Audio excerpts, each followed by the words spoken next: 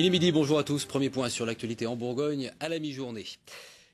Engagez-vous, rengagez-vous, qu'il disait. À Autun, les Romains sont de retour en costume d'époque. Des légionnaires vont marcher de Bibracte à Alésia. Ils sont partis ce matin en compagnie de 2 mules. François Latour et Jean-Louis Saintin, eux, ce sont les journalistes. Des mules pour l'aventure 2011. L'association Légion 8 Augustin a décidé cette année d'adjoindre 2 muletiers aux 6 légionnaires du groupe. L'année dernière, c'était dans des conditions plus difficiles que l'expérimentation s'était déroulée. Cette année, les mules sont un élément de compréhension supplémentaire à la Légion romaine, un animal qui lui était indispensable.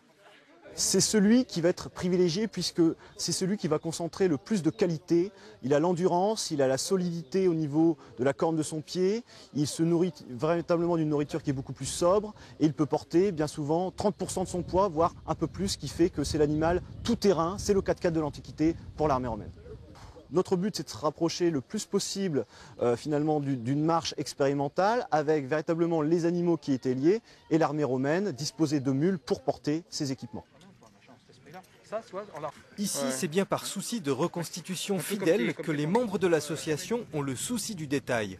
Tout est rigoureux, conforme à l'origine des sources historiques.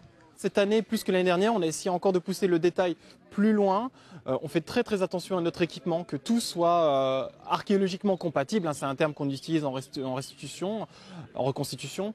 On s'est doté cette année de 2 mules. Donc pour faire la marche avec nous, là aussi, on essaie vraiment de pousser le détail le plus loin possible. Les 8 légionnaires se donnent 7 jours pour relier Bibracte à Alésia, 120 km à pied à travers les chemins, pour démontrer que l'histoire n'est pas que dans les livres.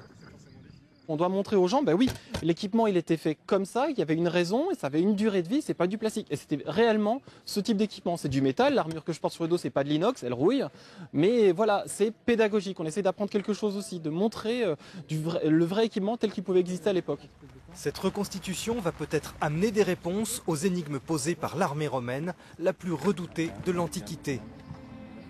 Football, une 7e rencontre sans défaite pour la JA hier face à Montpellier.